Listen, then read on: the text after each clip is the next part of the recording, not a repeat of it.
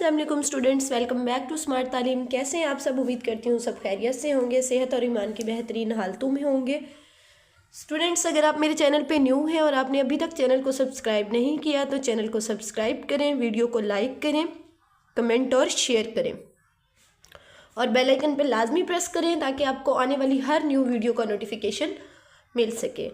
तो आपको पता है हम पढ़ रहे थे चैप्टर 6 बायोमोलिक्यूल्स। आज जो है इसका हम लास्ट लेक्चर स्टडी करने जा रहे हैं, the working of DNA and RNA.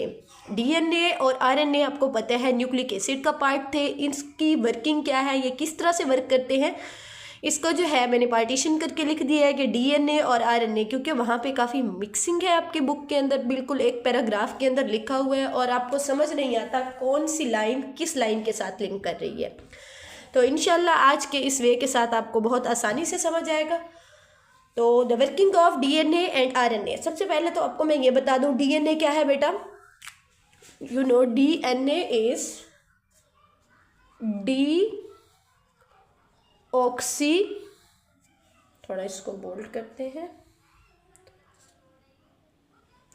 Deoxy ribo nucleic acid, और आरएनए सिर्फ राइबोन्यूक्लिक एसिड है, राइबोन्यूक्लिक एसिड। अच्छा बेटे, जो डीएनए है वो क्या है, consist of thousands of nucleotides. Each nucleotide has a specific sequence of amino acid या specific sequence called as gene. यानी कि डीएनए का कह रहे हैं कि डीएनए क्या है, थाउजेंड ऑफ न्यूक्लियोटाइड पे कंसिस्ट करता है। न्यूक्लियोटाइड आपको पता है क्या होता है, न्यूक्लियोटाइड मैंने आपको पहले बताया था, इसमें एक पेंटोज शुगर होती है, उसमें फास्फेट ग्रुप होता है और उसके अंदर नाइट्रोजनस बेस होती है। फर्दर आपको रिमाइंड कराने के लिए साथ ये फिगर ऐड की हुई है, इसको आप देख सकते हैं, ये था न्यूक्लियोटाइड। और डीएनए किससे बनता है, बहुत सारे थाउजेंड्स ऑफ न्यूक्लियोटाइड आपस में मिलते हैं तो क्या बन जाता है, डीएनए बन जाता है। अच्छा, हर न्यूक्लियोटाइड के पास एक स्पेसिफिक सीक्वेंस होता है। हम दूसरे न्यूक्लियोटाइड, एक न्यूक्लियोटाइड को दूसरे से कैसे डिफ्रेंशिएट करते हैं कि हर न्यूक्लियोटाइड का अपना सीक्वेंस होता है और उसको हम क्या कहते हैं, जीन कहते हैं। जीन जैसे कि हाइट का जीन हो गया वो अलग होगा, और कलर है आपका उसका जीन है तो वो अलग होगा। उसके बाद इसी तरह बहुत सारे जीन्स जो आपके अंदर होते हैं, बहुत सारे अब लोग हैं जो अपनी ज़बान को रोल कर सकते हैं, मतलब उसको अगर बाहर निकालें तो वो गोल सूरत में आ जाती है, वो होते हैं रोलर्स, वो भी एक जीन होता है। कुछ होते हैं वो बाहर निकालें तो उनकी ज़बान गोल गोल नहीं होती, वो नॉन रोलर कहलाते हैं क्योंकि उनके अंदर वो जीन मिसिंग होता है। ये आपको एक एग्जाम्पल दे रही हूँ, जीन तो जीन है, तो वो कैसे मुख्तलिफ होते हैं, वो सीक्वेंस की बेस पे, मतलब इमाइनो एसिड है एडिनिन, ये एक अमाइनो एसिड है, ये दूसरा है, ये तीसरा है, ये चौथा है। यही सेम चीज़ है, यहाँ सी पहले आ गया है, बी, ए और ई। इन दोनों में ए दोनों में है, बी भी दोनों में है, सी भी दोनों में है, ई भी दोनों में है। क्या है, सी की तरतीब यहाँ पे तीसरे नंबर पे है, यहाँ पहले नंबर पे है, यहाँ ए तीसरे नंबर पे है, वहाँ पहले नंबर। सिर्फ ये तरतीब चेंज होने से ये और जीन बन जाएगा, ये और जीन बन जाएगा। सिमिलर यही बात हो रही है कि हर न्यूक्लियोटाइड का एक अपना सीक्वेंस है जिसको हम कहते हैं जीन। आई होप कि आपको ये बात बहुत अच्छे से समझ आ गई होगी। अच्छा, हर जीन फिर वो क्या कहते हैं, each gene has specific sequence of nucleotide for synthesis of protein. ये सीक्वेंस स्पेशल क्यों होता है, डिफरेंट क्यों होता है, क्योंकि उन्होंने आगे प्रोटीन की सिंथेसिस करनी होती है, जिसकी वजह से हर जीन का सीक्वेंस क्या होता है, स्पेसिफिक होता है। क्या होता है बेटा, स्पेसिफिक होता है। अच्छा, यहाँ तक इस बात को हम क्लोज करते हैं। अब हम इसकी तरफ आते हैं, आरएनए की तरफ। अच्छा, during gene working specific sequence of DNA nucleotide is copied. वो कहते हैं कि जब जीन वर्क कर रहे होते हैं तो यही जो स्पेसिफिक डीएनए का, जैसे ये है, ये जैसे ए बी सी ई, ये जो स्पेसिफिक सीक्वेंस है डीएनए का, फ़र्ज़ करें ये इस तरह से डीएनए था, वो क्या हो जाता है, कॉपीड हो जाता है, मतलब आगे एक और कॉपी तैयार की जाती है उसकी। वो जो कॉपी बनती है ना, एक सिंगल कॉपी, उसको हम कहते हैं आरएनए। अभी मैं आपको फिगर के साथ मज़ीद इसको पढ़ाऊंगी। तो during gene working specific sequence of DNA nucleotide is copied and this copy is known as RNA. उस कॉपी को हम किस चीज़ का नाम दे देते हैं, आरएनए का नाम दे देते हैं।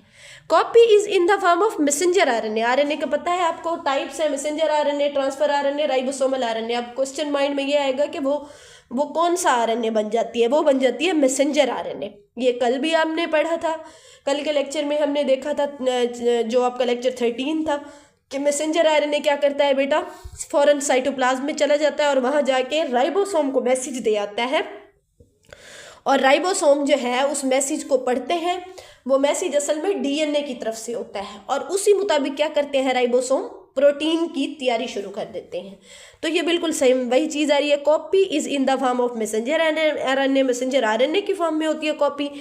Messenger RNA carries sequence of nucleotide to ribosome. Messenger RNA को जो सीक्वेंस ऑफ न्यूक्लियोटाइड, ये देखेंगे जो यहाँ कॉपी हुआ है, या डीएनए से जो आरएनए बना है, तो डीएनए का असल में सीक्वेंस कॉपी होकर आरएनए के पास आया है। आरएनए वही सीक्वेंस लेके कहाँ चला जाता है, साइटोप्लाज्म में, राइबोसोम के अंदर। तो राइबोसोम में बेटा क्या होता है, स्पेसिफिक, उसी सीक्वेंस को देख के स्पेसिफिक अमीनो एसिड आपस में मिलते हैं और वो क्या बनाने लग जाते हैं, प्रोटीन बनाने लग जाते हैं। अच्छा, अब यहाँ पे दो डिफरेंस फिर आ गए, ट्रांसक्रिप्शन और ट्रांसलेशन का। तो the process of making mRNA, मतलब डीएनए से आरएनए का बनना। यहाँ पे देखते हैं हम, ये डीएनए था, ये डबल स्टैंडर्ड था, इससे आरएनए बना है, ये सिंगल स्टैंडर्ड है।